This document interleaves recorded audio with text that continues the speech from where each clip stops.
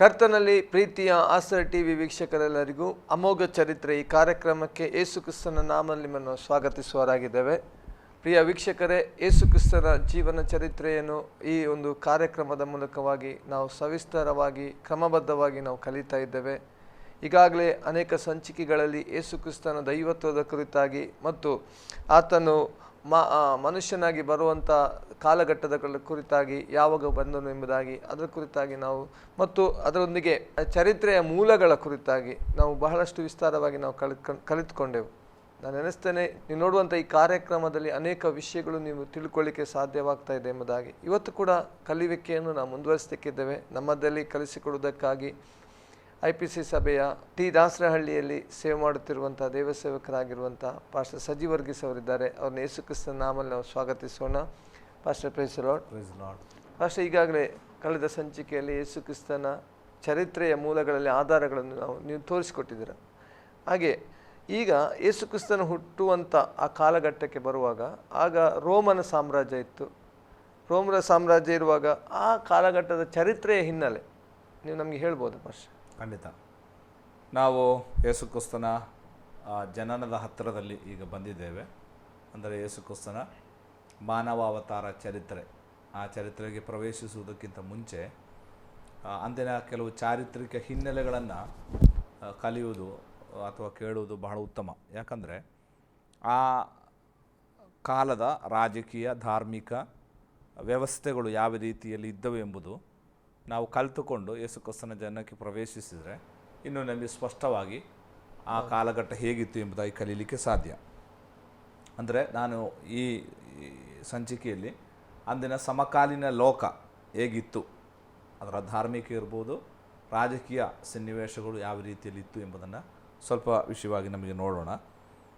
ಪ್ರಾಚೀನ ಕಾಲದಿಂದಲೂ ವ್ಯವಹಾರಗಳು ಮನುಷ್ಯರಲ್ಲಿತ್ತು. ಅವರು ವ್ಯವಹಾರ ಮಾಡ್ತಾಯಿದ್ರು. ಈ ವ್ಯವಹಾರ ವಹಿವಾಟುಗಳು ನಡೆಯಬೇಕಾದರೆ ಮಾರ್ಗಗಳು ಬಹಳ ಮುಖ್ಯ, ರಸ್ತೆಗಳು ಬಹಳ ಮುಖ್ಯ. ರಸ್ತೆ ಇಲ್ಲದೆ ವ್ಯವಹಾರಗಳು ನಡೆಯುವಂಥದ್ದಲ್ಲ. ಅಂದಿನ ಕಾಲದಲ್ಲಿ ಈ ವ್ಯವಹಾರಕ್ಕೋಸ್ಕರ ಜನರು ಓಡಾಡಿ ಮಾರ್ಗಗಳನ್ನು ಮಾಡಿ ಒಂದು ದೇಶವು ಸುಧಾರಣೆಯ ಒಂದು ಕಾಲಘಟ್ಟಕ್ಕೆ ಬರ್ತಾ ಇದ್ದಂಥ ಕಾಲವಾಗಿತ್ತು. ಅಂದರೆ ನಾವು ಪವಿತ್ರ ಬೈಬಲ್ನ ಹಳೆ ಒಡಂಬಡಿಕೆಯಲ್ಲಿ ರಾಜಮಾರ್ಗಗಳನ್ನು ನಾವು ನೋಡ್ತೇವೆ. ಅಂದರೆ ಅರಣ್ಯಕಾಂಡ ಪುಸ್ತಕ 20ನೇ ಅಧ್ಯಾಯದ 7ನೇ ವಚನದಲ್ಲಿ, ಅನಂತರ ಸಲೋಮೋನ್ ಅರಸನಾದಂಥ ಸಲೋಮೋನ್ನ ಕಾಲದಲ್ಲಿ 1 ವರ್ಷಗಳ ಪುಸ್ತಕ 10:22ರಲ್ಲಿ ರಾಜಮಾರ್ಗಗಳು ಅವರು ಮಾಡ್ತಾಯಿದ್ರು ಅರಸರುಗಳು. ಯಾಕಂದರೆ ಯಾವ ರಾಜ್ಯದಲ್ಲಿ ಮಾರ್ಗದ ವ್ಯವಸ್ಥೆ ಸರಿ ಇರ್ತಿತ್ತು ಅಲ್ಲಿ ಅಭಿವೃದ್ಧಿಗಳು ಉಂಟಾಗ್ತಾಯಿತ್ತು. ಆ ರಾಜ್ಯ ಸ್ವಲ್ಪ ಸಂಪನ್ನ ರಾಜ್ಯವಾಗಿ ಮಾರ್ಪಡ್ತಾ ಇತ್ತು. ಅಂದಿನ ಕಾಲದಲ್ಲಿ ಭೂಮಿ ಮಾರ್ಗ ಮತ್ತು ಜಲಮಾರ್ಗ 2 ಮಾರ್ಗಗಳ ಮೂಲಕ ವಹಿವಾಟುಗಳು, ಸರಕು ಸಾಗಣೆಗಳು ನಡೆಯುತ್ತಾ ಇತ್ತು. ಯೇಸು ಕ್ರಿಸ್ತನ ಕಾಲಕ್ಕೆ ಬಂದಾಗ ಇಂತಹ ರಸ್ತೆಗಳು ಮತ್ತು ವಹಿವಾಟುಗಳೆಲ್ಲ ಜಾಸ್ತಿ ಆದಂತಹ ಕಾಲವಾಗಿತ್ತು. ಅಂದರೆ ಯೇಸು ಕ್ರಿಸ್ತನು ಪಾಲೆಸ್ತೀನ ಬೆತ್ಲೆಹೇಮ್ ಎಂಬ ಊರಿನಲ್ಲಿ ಹುಟ್ಟಿದಾಗ ಮೂಡಣದಿಂದ ಜೋಯಿಸರು ಯೇಸು ಸ್ವಾಮಿಯನ್ನು ನೋಡುವುದಕ್ಕಾಗಿ ಬಂದರು ಎಂಬುದಾಗಿ ಮತ್ತಾಯನ ಸುವಾರ್ತೆಯಲ್ಲಿ ನಾವು ಕಾಣ್ತೇವೆ. ಅಂದರೆ ಅವರು ಬಂದದ್ದು ಅಷ್ಟು ದೂರದಿಂದ ಇಲ್ಲಿಗೆ ಬರಬೇಕಾದ್ರೆ ಕಾಲುದಾರಿಯಲ್ಲಿ ಬರಲಿಕ್ಕಾಗಲ್ಲ. ಅಂದರೆ ವ್ಯವಸ್ಥಿತವಾದ ಮಾರ್ಗ ಅವರಿಗೆ ಬರೋಣಕ್ಕೋಸ್ಕರ ಇದ್ದದಾಗಿ ನಾವು ಚರಿತ್ರೆಗಳಿಂದ ಮತ್ತು ಸತ್ಯವೇದದಿಂದ ಕಲೀಲಿಕ್ಕೆ ಸಾಧ್ಯ. ಆದ್ದರಿಂದ ಯೇಸು ಕ್ರಿಸ್ತನು ಈ ಲೋಕಕ್ಕೆ ಬಂದದ್ದು ನಾವು ಗಲಾತ್ಯ 4:4 ಓದಿದ ಪ್ರಕಾರ ಕಾಲವು ಪರಿಪೂರ್ಣವಾದಾಗ, ಅಂದ್ರೆ in the fullness of time ಅಂತೇಳಿ. ಅಂದರೆ ಆ ಸಮಯಕ್ಕೆ ಬಂದಾಗ ದೇವರು ಏನು ಮಾಡಿದ, ಲೋಕದ ರಾಜಕೀಯ ಸಿಚುವೇಶನ್ಗಳನ್ನು ಯೇಸು ಕ್ರಿಸ್ತನ ಜನನ ಮತ್ತು ಆತನ ಸೇವೆಗೆ ಅನುಕೂಲವಾಗುವ ರೀತಿಯಲ್ಲಿ ಮಾರ್ಪಡಿಸಿದ್ದನು. ಯಾಕಂದರೆ ಯೇಸು ಕ್ರಿಸ್ತನು ಬಂದು ಸಂಚರಿಸಬೇಕು, ಅನೇಕ ಕಡೆಗಳಲ್ಲಿ ಓಡಾಡಬೇಕು, ಸುವಾರ್ತೆ ಸಾರಲ್ಪಡಬೇಕು, ಅಲ್ಲಿ ಒಂದು ಮಾರ್ಗದ ವ್ಯವಸ್ಥೆ ಆಗಬೇಕು, 2 ಭಾಷೆ. ಅಂದರೆ ಆ ಕಾಲದಲ್ಲಿ ಭಾಷಾ ವ್ಯವಸ್ಥೆಯೂ ಸಹ ಪರಲೋಕದ ದೇವರು ಅದಕ್ಕೋಸ್ಕರ ಸಿದ್ಧಗೊಳಿಸಿದ. ಯಾಕಂದರೆ ನಾವು ಈ ಸಾಮ್ರಾಜ್ಯಗಳ ಕುರಿತಾಗಿ ಕಲಿಯುವಾಗ ಪುರಾತನ ಸಾಮ್ರಾಜ್ಯವಿತ್ತು ಅಶೂರ್ಯರು. ಅಂದರೆ ಅಶೂರ್ಯರ ನಂತರ ಈಜಿಪ್ಟ್ ಅಥವಾ ಐಗುಪ್ತ ಸಾಮ್ರಾಜ್ಯ ಬಂತು. ನಾವು ಹಳೆ ಒಡಂಬಡಿಕೆಯಲ್ಲಿ ವಿಮೋಚನಾ ಕಾಂಡದಲ್ಲೆಲ್ಲ ಫರೋವನ ಕಾಲದಲ್ಲಿದ್ದಂಥ ಐಗುಪ್ತ ಸಾಮ್ರಾಜ್ಯದ ಬಗ್ಗೆ ನಾವು ಕಲಿತೇವೆ. ಅನಂತರ ಕಾಲಾಂತರದಲ್ಲಿ ಮತ್ತೆ ಬಾಬಿಲೋನ್ ಸಾಮ್ರಾಜ್ಯ ಬಹಳ ಶಕ್ತವಾಗಿ ಬಂತು. ಆಮೇಲೆ ಮೇದ್ಯ ಪಾರ್ಸಿ ಎಂಬಂಥ ಸಂರಸ್ಯ ಸಾಮ್ರಾಜ್ಯ ಬಂತು, ನಾವು ದಾನಿಯೇಲನ ಪುಸ್ತಕದಲ್ಲಿ ಓದ್ತೇವೆ. ಆಮೇಲೆ ಗ್ರೀಕ್ ಸಾಮ್ರಾಜ್ಯ ಪ್ರಬಲವಾಯಿತು. ಗ್ರೀಕ್ ಸಾಮ್ರಾಜ್ಯ ಪ್ರಬಲವಾದಾಗ ಅಲ್ಲಿ ಗ್ರೀಕ್ ಭಾಷೆಗೆ ಪ್ರಾಧಾನ್ಯತೆ ಉಂಟಾಯಿತು. ಗ್ರೀಕ್ ಭಾಷೆ ಒಂದು ಸಾರ್ವತ್ರಿಕ ಭಾಷೆ ಆಯಿತು, ಯೂನಿವರ್ಸಲ್ ಲ್ಯಾಂಗ್ವೇಜ್ ಅಂತ ಕರೀತಾರೆ. ಅಂದರೆ ಇವತ್ತು ಗ್ರೀಕಿನ ಪ್ರಭಾವ ಇದೆ. ಅಂದರೆ ಯೇಸುಕ್ರಿಸ್ತನ ಆ ಕಾಲದಲ್ಲಿ ಸಾರ್ವತ್ರಿಕ ಭಾಷೆ ಅಂತ ಹೇಳುವಂಥದ್ದು ಗ್ರೀಕ್ ಭಾಷೆಯಾಗಿತ್ತು. ಆಮೇಲೆ ಏನಾಯಿತು, ಗ್ರೀಕ್ ಭಾಷೆ ಪ್ರಬಲವಾಗಿರುವಾಗಲೇ ಗ್ರೀಕ್ ಸಾಮ್ರಾಜ್ಯ ಪತನಗೊಂಡು ಮತ್ತೆ ರೋಮಿನ ಪೊಂಪಿ ಏನು ಮಾಡ್ತಾ ಇದ್ದಾನೆ, ರೋಮ್ ಸಾಮ್ರಾಜ್ಯಕ್ಕೆ ಉದಯ ಮಾಡ್ತಾನೆ. ರೋಮ್ ಸಾಮ್ರಾಜ್ಯ ಬಂದಾಗ ಅಲ್ಲಿ ಭಾಷೆಗೆ ಸ್ವಲ್ಪ ವ್ಯತ್ಯಾಸ ಬರ್ತಾ ಇದೆ. ಲ್ಯಾಟಿನ್ ಭಾಷೆ ಪ್ರಾಬಲ್ಯಕ್ಕೆ ಬಂತು. ರೋಮನರು ಲ್ಯಾಟಿನ್ ಭಾಷೆಯನ್ನು ಉಪಯೋಗಿಸ್ತಾರೆ.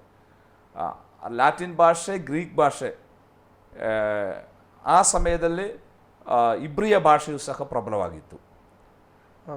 ಇಬ್ರಿಯ ಭಾಷೆ ನೋಡಿ, 3 ಭಾಷೆಗಳು ಭಾಳ ಶಕ್ತವಾಗಿ ಆ ಕಾಲಘಟ್ಟದಲ್ಲಿತ್ತು. ಗ್ರೀಕ್ ಭಾಷೆ ಒಂದು ಯೂನಿವರ್ಸಲ್ ಲ್ಯಾಂಗ್ವೇಜ್ ಆಗಿತ್ತು. ಆಮೇಲೆ ಲ್ಯಾಟಿನ್ ಭಾಷೆ ರೋಮನರ ಭಾಷೆ ಆಗಿತ್ತು. ಆಮೇಲೆ ಇಬ್ರಿಯ ಭಾಷೆ, ಯಹೂದ್ಯರ ಭಾಷೆ, ಅದು ಪ್ರಾಚೀನ ಭಾಷೆ. ನೋಡಿ, ಇಂತಹ ಭಾಷೆಗಳು ಸಹ ಶುದ್ಧವಾಗಿದೆ. ಯಾಕಂದರೆ ಸುವಾರ್ತೆ ಸಾರಲ್ಪಡಬೇಕಾದ್ರೆ ಭಾಷೆ ಅಲ್ಲೊಂದು ಮುಖ್ಯವಾದ ಸಂಗತಿ. ಭಾಷೆ ಗೊತ್ತಿದ್ರೇ ಮಾತನಾಡಲಿಕ್ಕೆ ಸಾಧ್ಯ. ಜನರಿಗೂ ಓದಬೇಕಾದ್ರೆ ಭಾಷೆ ಗೊತ್ತಿರಬೇಕು. ಯೇಸುಕ್ರಿಸ್ತನ ಅರಮಾಯಿಕ್ ಭಾಷೆಯಲ್ಲಿ ಮಾತನಾಡ್ತಾ ಇದ್ದಾರೆ. ಯಾಕಂದರೆ ಕೂದ್ಯದಲ್ಲಿ ಮಾತ್ರ ಇದ್ದಂಥ ಒಂದು ಲೋಕಲ್ ಲ್ಯಾಂಗ್ವೇಜ್ ಇತ್ತು ಅರಮಾಯಿಕ್ ಭಾಷೆ. ಯೇಸುಕ್ರಿಸ್ತನು ಜಾಸ್ತಿ ಅರಮಾಯಿಕ್ ಮತ್ತು ಹೀಬ್ರೂ ಭಾಷೆಗಳನ್ನು ಉಪಯೋಗಿಸ್ತಾ ಇರ್ಬೋದು. ಅಂದರೆ ಈ ಭಾಷೆ ಹಿನ್ನೆಲೆಯೂ ಸಹ ಸುವಾರ್ತೆಗೆ ಬಹಳ ಮುಖ್ಯವಾದದ್ದು. ಅದು ಸಹ ಸುವಾರ್ತೆಯನ್ನು ಸ್ವಾಧೀನಿಸುವಂಥದ್ದಾಗಿದೆ. ಮಾರ್ಗಗಳು ಹೇಗೆಯೋ ಅದೇ ರೀತಿ ಭಾಷೆಗಳು.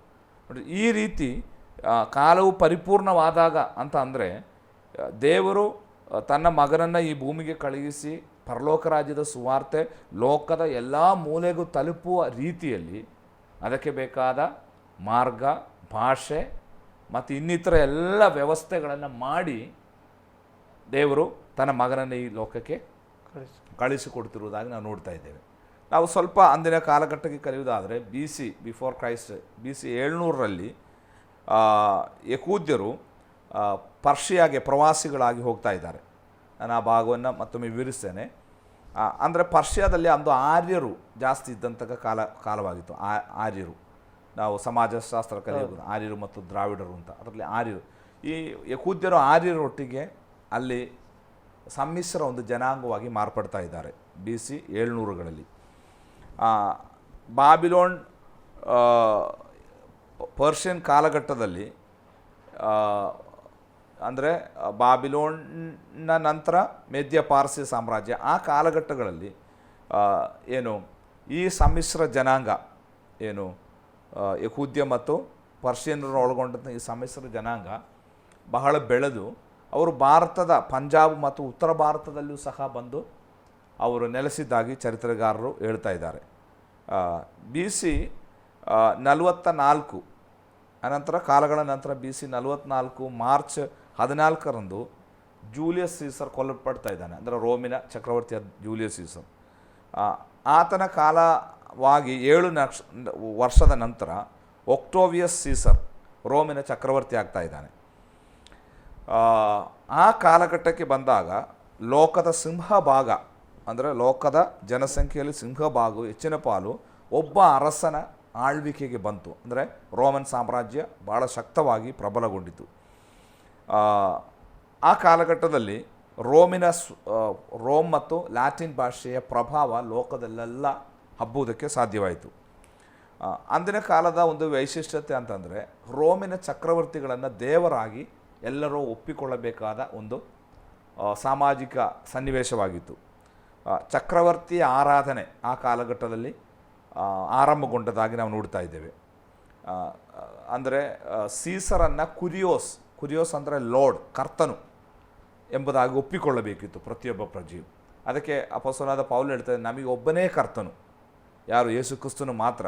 ನಾವು ಸೀಸರನ್ನು, ರೋಮಿನ ಚಕ್ರವರ್ತಿಗಳನ್ನು ಕರ್ತನೆಂದು ಒಪ್ಪಿಕೊಳ್ಳುವುದಿಲ್ಲ ಎಂಬುದಾಗಿ ಅದಕ್ಕೆ ಯೇಸುಕ್ರಿಸ್ತನನ್ನು ಕರ್ತನೆಂದು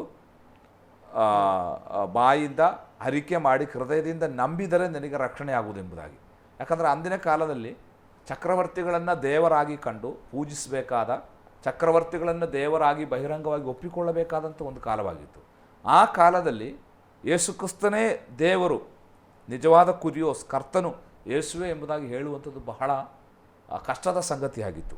ಯಾಕಂದರೆ ರಾಜಾಜ್ಞೆಯನ್ನು ಮೀರಿ ನಾವು ಮಾಡುವಂತಹ ಸಂಗತಿಗೆ ರಾಜನ ಶಿಕ್ಷೆ ಬರಬೇಕಿತ್ತು. ಅದಕ್ಕೆ ರೋಮಿನ ಕಾಲಘಟ್ಟದಲ್ಲಿ ಸಭೆ ಬಹಳ ಹಿಂಸೆಗಳ ಮೂಲಕ ಹಾದು ಹೋಗಲಿಕ್ಕೆ ಕಾರಣ. ಹೀಗೆ ಏನು ಅಂದಿನ ಕಾಲ ಬಹಳ ಏನು ಸಾಮಾಜಿಕವಾಗಲಿ ರಾಜಕೀಯವಾಗಲಿ ಜನರಿಗೊಂದು ಸ್ವಸ್ಥತೆ ಇಲ್ಲದಂತಹ ಒಂದು ಕಾಲವಾಗಿತ್ತು. ಅದಕ್ಕಾಗಿ ಈ ಯಹೂದ್ಯರು ಎಂಬಂತಹ ಏನು ಒಂದು ಗುಂಪು ಜನರು ಈ ಕಾಲಘಟ್ಟಗಳಲ್ಲಿ ಎಲ್ಲ ಹಾದು ಹೋದವರು. ಅಂದರೆ ಅವರು ಒಂದೊಂದು ಸಾಮ್ರಾಜ್ಯ ಬಂದಾಗಲೂ ಆ ಸಾಮ್ರಾಜ್ಯದ ಕೆಳಗೆ ಹಾದು ಹೋದವರಾಗಿದ್ದಾರೆ. ಆದ್ದರಿಂದ ಅವರು ಬಹುಕಾಲದಿಂದ ಕಾಯುತ್ತಾ ಇದ್ದಂತಹ ಮಸಿಯನ ಆಗಮನ ಅದು ಹತ್ತಿರವಾಗಿದೆ ಎಂಬುದಾಗಿ ನಿರೀಕ್ಷಿಸ್ತಾ ಇದ್ದಂತಹ ಒಂದು ಕಾಲಘಟ್ಟವಾಗಿತ್ತು ಅಂದಿನ ಕಾಲಘಟ್ಟ. ಅಂದರೆ ಯೇಸುಕ್ರಿಸ್ತನು ಈ ಭೂಮಿಗೆ ಬಂದಾಗ ರೋಮ್ ಸಾಮ್ರಾಜ್ಯ ಬಹಳ ಪ್ರಬಲವಾಗಿ ಆಡಳಿತ ಮಾಡುತ್ತಿರುವಂತಹ ಒಂದು ಕಾಲಘಟ್ಟವಾಗಿತ್ತು. ಅಂದರೆ ಯಹೂದ್ಯರು ಅವರು ಬಿಡುಗಡೆಗೆ ನಿರೀಕ್ಷಿಸ್ತಾ ಇದ್ರು ಆ ಕಾಲ.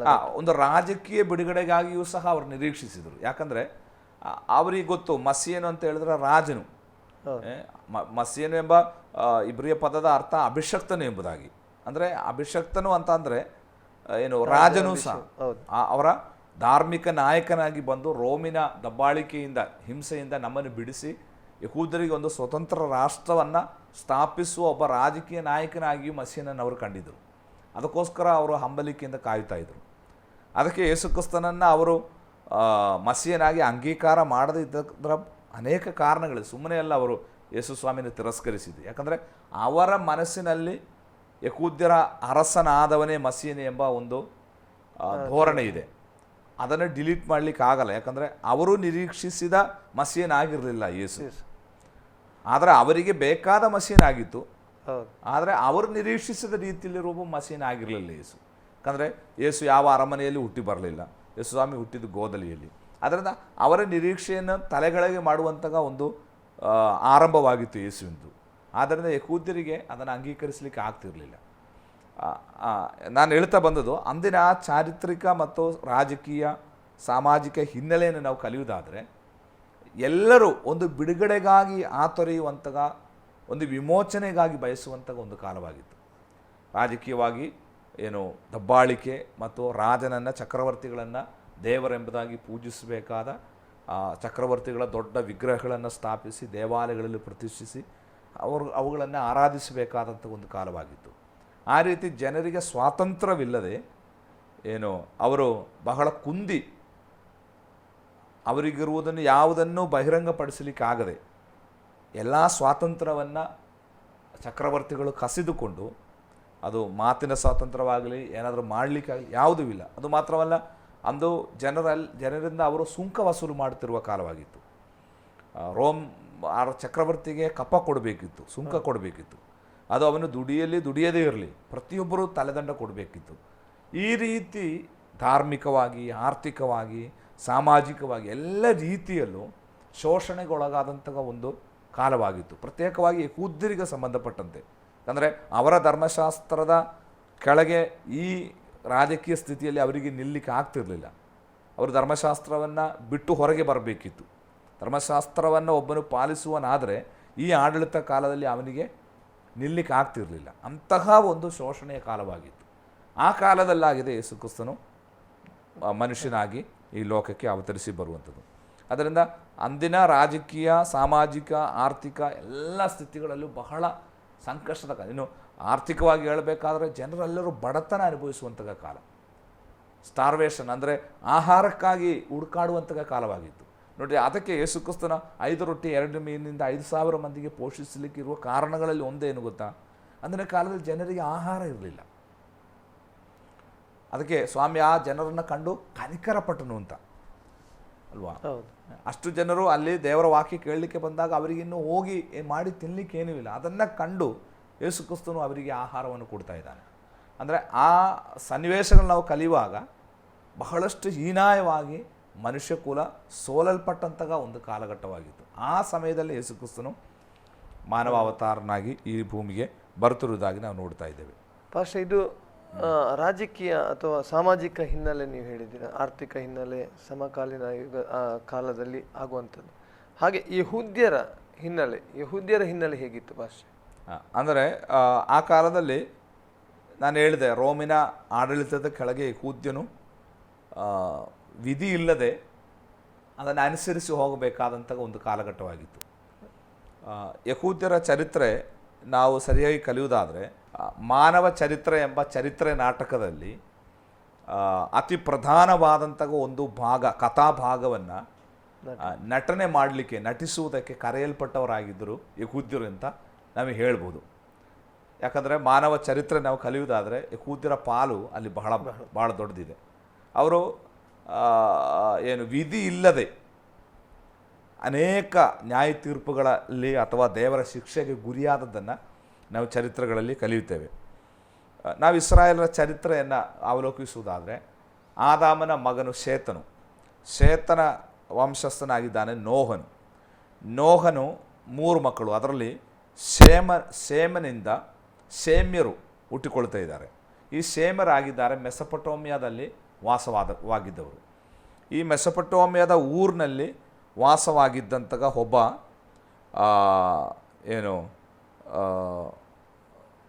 ಮೆಸೊಪೊಟೋಮಿಯಾದಲ್ಲಿ ವಾಸವಾಗಿದ್ದ 3ನೇ ಊರು ಸಾಮ್ರಾಜ್ಯದ ಒಬ್ಬ ಕುಲಪತಿಯಾಗಿದ್ದನು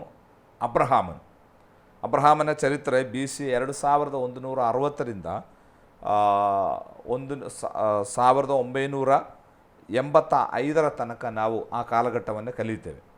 ಅಂದರೆ ಏಕಸತ್ಯ ದೇವರನ್ನು ನಂಬಿ ಒಂದು ಊರು, ಒಂದು ಸಂತತಿ, ನಿನ್ನನ್ನು ಒಂದು ಜನಾಂಗವಾಗಿ ನಾನು ಮಾಡ್ತೇನೆ ಎಂಬುದಾಗಿ ಕರೆ ಕೇಳಿ ಅಬ್ರಹಾಮನು ಅಲ್ಲಿಂದ ಕನಾನ್ ದೇಶಕ್ಕೆ, ಮೆಸೊಪೊಟೋಮಿಯಾದ ಊರೆಂಬ ಸ್ಥಳವನ್ನು ಬಿಟ್ಟು ಆತನು ಕನಾನ್ ದೇಶಕ್ಕೆ ಬರ್ತಿರುವುದಾಗಿ ನಾವು ಓದ್ತೇವೆ. ಹಾಗೆ ಅಬ್ರಹಾಮನು ಅಲ್ಲಿ ಬಂದು ನೆಲೆಸಿ ಇಸಹಾಕು ಹುಟ್ಟಿದ, ಇಸಹಾಕನಿಗೆ ಯಾಕೋಬ್ ಹುಟ್ಟಿದ, ಯಾಕೋಬನಿಗೆ 12 ಮಕ್ಕಳು ಹುಟ್ಟುತ್ತಾ ಇದ್ದಾರೆ.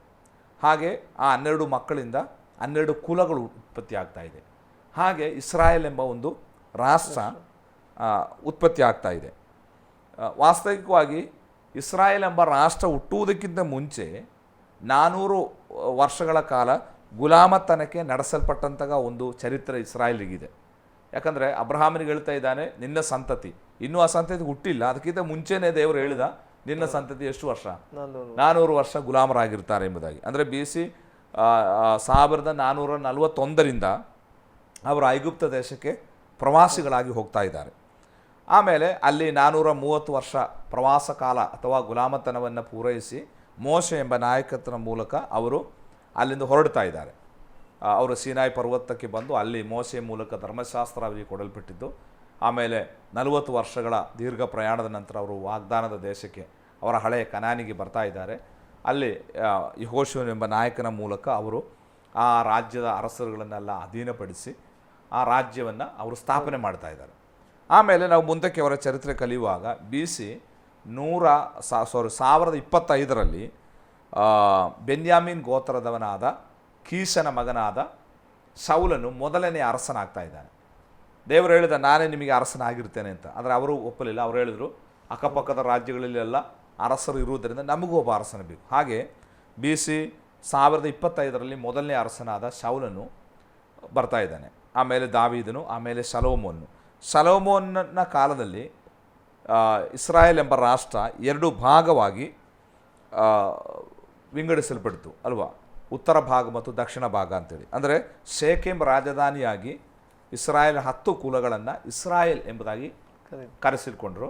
ಆಮೇಲೆ ಯೆರೂಸಲೇಮ್ ರಾಜಧಾನಿಯಾಗಿ ಬಾಕಿ ಉಳಿದ 2 ಕುಲಗಳು ಯಹೂದ ರಾಜ ಅಂತ ಯಹೂದ್ಯ ರಾಜವಂಶವಾಗಿ ತಿಳಿಯಲ್ಪಟ್ಟಿತು. ಹಾಗೆ ಇಸ್ರಾಯೇಲ್ ಮತ್ತು ಯಹೂದ 2 ಆಗಿ ಶಲೋಮೋನ ನಂತರ ವಿಭಾಗಿಸಲ್ಪಡುವುದಾಗಿ ನಾವು ನೋಡ್ತಾ ಇದ್ದೇವೆ. ಹೀಗೆ ಮುಂದುವರಿತಿರುವಾಗ BC 722ರಲ್ಲಿ ಅಸೀರಿಯಾದ ಅರಸನಾದ ಸಲ್ಮನೇಜರನು ಬಂದು ಇಸ್ರಾಯೇಲರ 10 ರಾಜ್ಯವನ್ನೊಳಗೊಂಡ ಅಥವಾ 10 ಕುಲಗಳನ್ನೊಳಗೊಂಡ ಇಸ್ರಾಯೇಲ್ ರಾಜ್ಯವನ್ನು ಅಧೀನಪಡಿಸಿ ಅಲ್ಲಿಂದ ಯಹೂದ್ಯರನ್ನ ಬಂದಿಗಳಾಗಿ ಅಶ್ಶೂರ್ಯಕ್ಕೆ ಕೊಂಡೋಗ್ತಾ ಇದ್ದಾರೆ.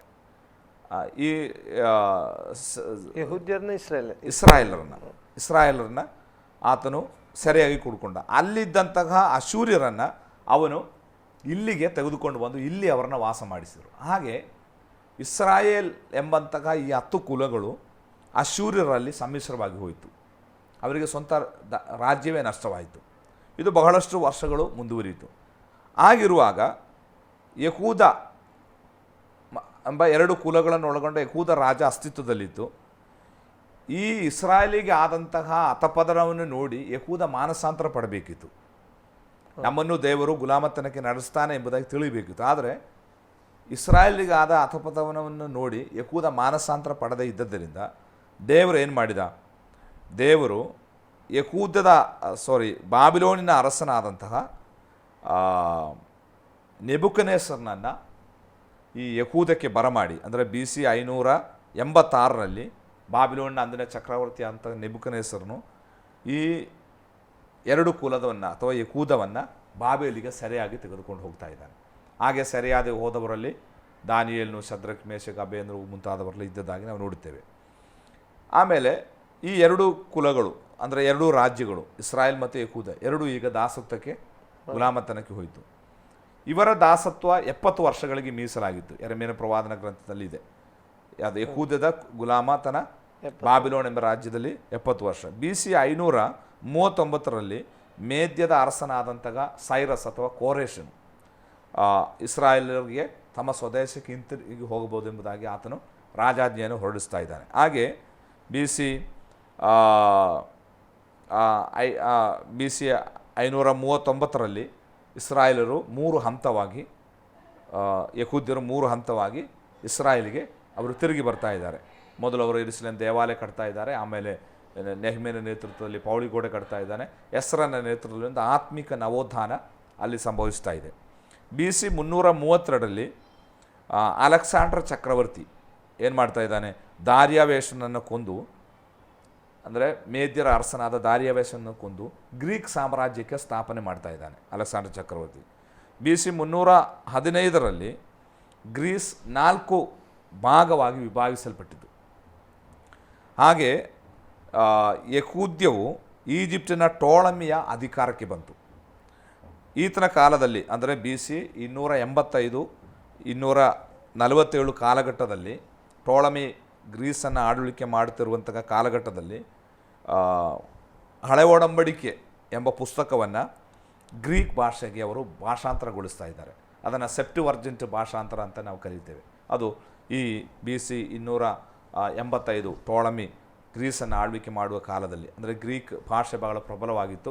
ಆದ್ದರಿಂದ ಹಳೆ ಒಡಂಬಡಿಕೆ ಇಬ್ರಾಯ ಭಾಷೆಯಲ್ಲಿ ಬರೆದಂಥ ಹಳೆ ಒಡಂಬಡಿಕೆಯನ್ನು ಸೆಪ್ಟಿವರ್ಜೆಂಟ್ ಎಂಬಂತಹ ಭಾಷಾಂತರ ಅದು ಗ್ರೀಕಿಗೆ ಭಾಷಾಂತರ ಮಾಡ್ತಾಯಿದ್ದಾರೆ.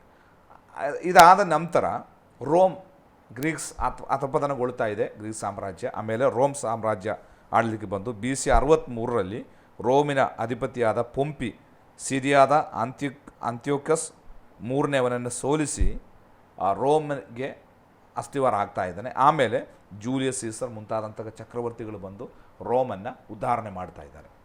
BC 63ರಲ್ಲಿ ರೋಮಿನ ಅಧಿಪತಿಯಾದ ಪೊಂಪಿ ಸಿರಿಯಾದ ಅಂತ್ಯೋಕಸ್ 3ನೇವನನ್ನು ಸೋಲಿಸಿ ಆತನು ರೋಮ್ ಸಾಮ್ರಾಜ್ಯಕ್ಕೆ ಸ್ಥಾಪನೆ ಮಾಡ್ತಾ ಇದ್ದಾನೆ. ಆತನ ಮರಣಾನಂತರ ಜೂಲಿಯಸ್ ಸೀಸರ್ ಚಕ್ರವರ್ತಿಯ ಬಗ್ಗೆ ಕೇಳಿರ್ಬೋದು, ಆತನು ಅಧಿಕಾರಕ್ಕೆ ಬರ್ತಾ ಇದ್ದಾನೆ. ಆತನ ಕಾಲದ ನಂತರ ಪ್ರಾಮುಖ್ಯವಾದ 2 ಚಕ್ರವರ್ತಿಗಳು ಬರ್ತಾ ಇದ್ದಾರೆ.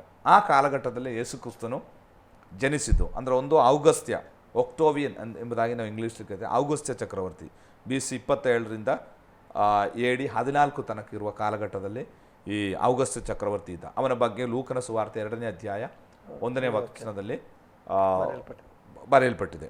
ಆಮೇಲೆ ಆತನ ಕಾಲದ ನಂತರ ಈತನೇ, ಈ ಔಗಸ್ತ್ಯನೇ ರೋಮಾ ಸಾಮ್ರಾಜ್ಯಕ್ಕೆ ಅಡಿಸ್ಥಾನ ಅಥವಾ ಅಸ್ಥಿವಾರ ಹಾಕಿದಂಥದ್ದು. ಭಾಳ ಶಕ್ತವಾದಂಥ ಒಬ್ಬ ಚಕ್ರವರ್ತಿ ಆಗಿದ್ದನು.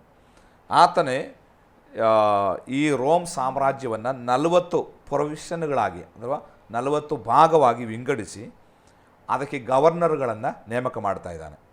ಈ ಪ್ರೊವಿನ್ಸ್ಗಳನ್ನು ಆಳುವುದಕ್ಕಾಗಿ 40 ಗವರ್ನರ್ಗಳನ್ನು ಗೊತ್ತು ಮಾಡ್ತಾ ಇದ್ದಾನೆ. ಆಮೇಲೆ ಎಲ್ಲರೂ ಸುಂಕ ಕೊಡುವ ಹಾಗೆ ಸುಂಕ ವಿಧಿ ಮುಂತಾದವುಗಳನ್ನೆಲ್ಲ ಈ ಔಗುಸ್ತ ಚಕ್ರವರ್ತಿ ಮಾಡ್ತಾ ಇದ್ದಾನೆ. ಈತನ ಕಾಲದಲ್ಲಿ ಕುರೇನ್ಯನು ಸಿರಿಯಾದಲ್ಲಿ ಆಡಳಿತ ಮಾಡುತ್ತಿದ್ದಾಗ ಯೇಸು ಹುಟ್ಟಿದನು ಎಂಬುದಾಗಿ ನಾವು ಲೂಕ 2:1 ಓದ್ತಾ ಇದ್ದೇವೆ. ಔಗಸ್ತನ ನಂತರ ತಿಬೆರಿಯನು ಪಟ್ಟಕ್ಕೆ ಬರ್ತಾ ಇದ್ದಾನೆ. ತಿಬೆರಿಯನ ಕಾಲ AD 14 AD 37 ತನಕ. ಲೂಕನ ಸುವಾರ್ತೆ 3:1 ಈ ಕಾಲಘಟ್ಟದಲ್ಲಿ ಸ್ನಾನಿಕನಾದ ಯೋಹಾನನು ತನ್ನ ಸುವಾರ್ಥ ಪ್ರಚಾರವನ್ನು ಅಥವಾ ಯೇಸುಕ್ರಿಸ್ತನಿಗಾಗಿ ದಾರಿಯನ್ನು ಸಿದ್ಧ ಮಾಡುವುದಕ್ಕಾಗಿ ಬರ್ತಾ ಇರುವಂಥದ್ದು. ಈ ರೀತಿ ನಾವು ಚರಿತ್ರೆ ಮತ್ತು ಯಹೂದ್ಯರ ಹಿನ್ನೆಲೆಯನ್ನು ಕಲಿಯುವುದಾದರೆ ಯೇಸುಕ್ರಿಸ್ತನ ಬರೋಣಕ್ಕೋಸ್ಕರ ಎಲ್ಲವನ್ನ ದೇವರು ಸಿದ್ಧ ಮಾಡಿಟ್ಟಿರುವುದನ್ನು ನಾವು ಚರಿತ್ರೆಗಳಿಂದ ಕಲಿಯಲಿಕ್ಕೆ ಸಾಧ್ಯ. ಪ್ರಿಯ ವೀಕ್ಷಕರೇ, ಈ ಸಂಚಿಕೆಯಲ್ಲಿ ಯೇಸುಕ್ರಿಸ್ತನ ಬರೋಣಕ್ಕಾಗಿ ಅಥವಾ ಯೇಸುಕ್ರಿಸ್ತನ ಹುಟ್ಟಿ ಬರುವುದಕ್ಕಾಗಿ ಸಾಮಾಜಿಕ ಅಥವಾ ಧಾರ್ಮಿಕ ಹಿನ್ನೆಲೆ ಹೇಗೆ ಸಿದ್ಧವಾಗಿತ್ತು ಮತ್ತು ಅದು ಮಾತ್ರವಲ್ಲ ಯಹೂದ್ಯರು ಹೇಗೆ ಸಿದ್ಧಗೊಂಡಿದ್ದರು ಎಂಬುದಾಗಿ ಸೇವಕರು ನಮಗೆ ವಿಸ್ತಾರವಾಗಿ ತಿಳಿಸಿದರು. ಕಾಲವು ಪರಿಪೂರ್ಣವಾದಾಗ ದೇವರು ತಕ್ಕ ಸಮಯದಲ್ಲಿ ಯೇಸು ಸ್ವಾಮಿಯನ್ನು ಈ ಲೋಕಕ್ಕೆ ಕಳಿಸಿಕೊಟ್ಟನೆಂಬುದಾಗಿ ವಾಕ್ಯ ಹೇಳಲ್ಪಡ್ತದೆ. ಒಂದು ವೇಳೆ ನಮ್ಮ ಜೀವಿತದಲ್ಲಿ ದೇವರ ಸಮಯಕ್ಕೆ ನಾವು ಒಪ್ಪಿಸಿಕೊಡುವ ಎಲ್ಲವನ್ನು ಸರಿಯಾಗಿ ಸಿದ್ಧ ಮಾಡಿ ದೇವರು ನಮ್ಮ ಜೀವಿತದಲ್ಲಿ ಎಲ್ಲ ಕಾರ್ಯವನ್ನು ಮಾಡುವವನಾಗಿದ್ದಾನೆ. ನಮ್ಮ ಜೀವಿತವನ್ನು ಒಪ್ಪಿಸಿಕೊಟ್ಟು ಆತನಿಗಾಗಿ ನಮ್ಮ ಹೃದಯದ ಬಾಗಿಲನ್ನು ತೆರೆಯುವುದಾಗಿ ಹೇಳುತ್ತಾ ಈ ಕಾರ್ಯಕ್ರಮವನ್ನು ಮುಗಿಸಲಿಕ್ಕೆ ಬಯಸ್ತೇವೆ. ನಮ್ಮ ಮಧ್ಯದಲ್ಲಿ ಆಸರೆ ಟಿವಿಯಲ್ಲಿ ಬಂದು ವಿಸ್ತಾರವಾಗಿ ಯೇಸು ಕ್ರಿಸ್ತನ ಜೀವನ ಚರಿತ್ರೆಯನ್ನು ಕಲಿಸಿಕೊಡುತ್ತಿರುವಂಥ ದೇವ ಸೇವಕರಿಗೆ ಆಸರೆ ಟಿವಿ ಪರವಾದ ವಂದನೆಗಳು. Pastor praise lord. ಪ್ರಿಯ ವೀಕ್ಷಕರೇ, ಇನ್ನೊಂದು ಸಂಚಿಕೆಯಲ್ಲಿ ನಾವು ಬರಲಿಕ್ಕಿದ್ದೇವೆ. ಅಲ್ಲಿವರೆಗೆ ತಪ್ಪದೆ ವೀಕ್ಷಿಸಿ ನಿಮ್ಮ ನೆಚ್ಚಿನ ಆಸರೆ ಟಿವಿ. ವಂದನೆಗಳು.